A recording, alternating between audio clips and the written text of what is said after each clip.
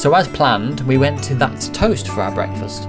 Unfortunately, I was so preoccupied with eating my breakfast and enjoying this gorgeous food that I actually forgot to film any of it. Although I did take this picture.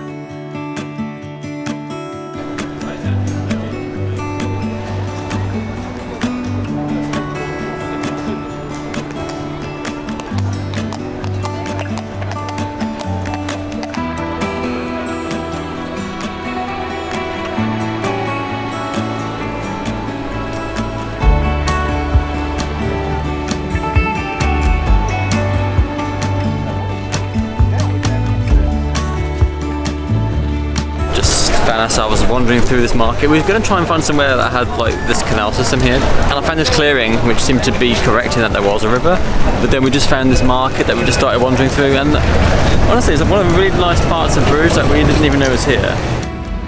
Some of the items in this market are amazing. Look at all this beer, which is actually handmade candles. You can always rely on the women to start looking at jewellery, right? It was a gorgeous little market, and I'm really glad that we stumbled upon it.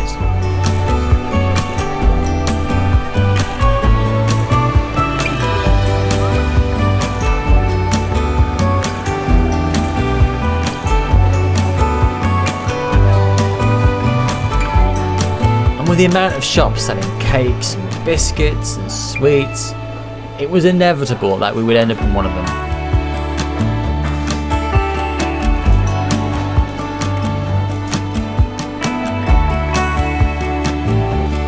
And yes, we did buy a couple of things.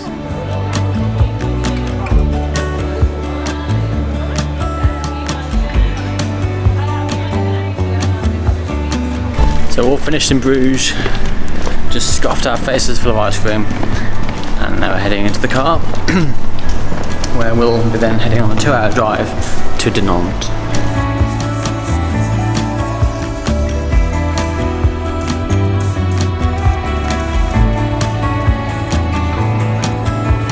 Unlucky 13, I think. So we've pulled over to get some fuel, and it's not a pay at pump thing, so unfortunately, because I always prefer those, it's much easier. So we're gonna have to like go in store and pay.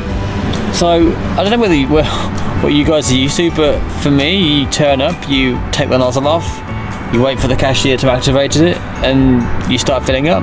You go and pay, and that's it.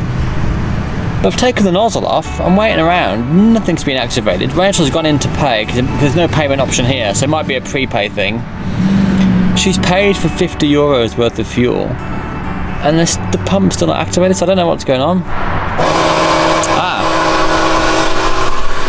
Just by magic, it works. So we've got €50 worth coming our way now.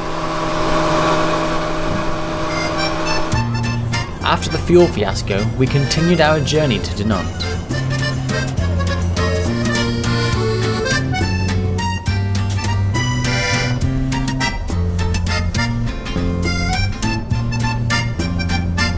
Just popped to Lidl to get some food and stuff for like, I don't know, sandwiches and things like that.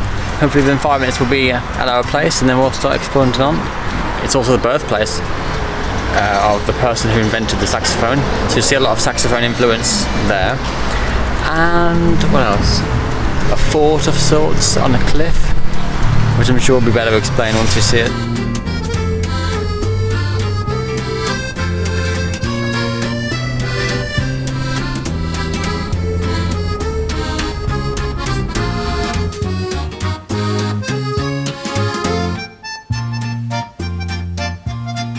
Dinant is such a small town and only a few roads wide, and navigating it was quite tricky because of some of the one-way systems in place and the lack of parking. It made finding our apartment quite difficult, not to mention where the hell do you park the car.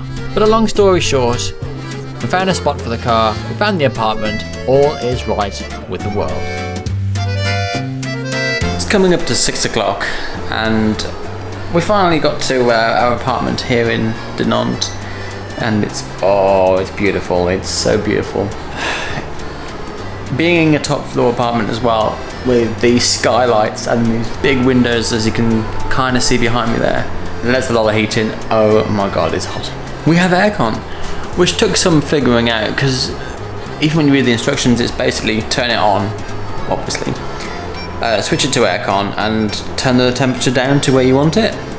And it wasn't doing anything, it wasn't fanning out, but it just takes a long time for the programming or whatever to kind of think about it. But eventually it started working, and it's made things a lot easier. So our view is one of the best views here in Dinant.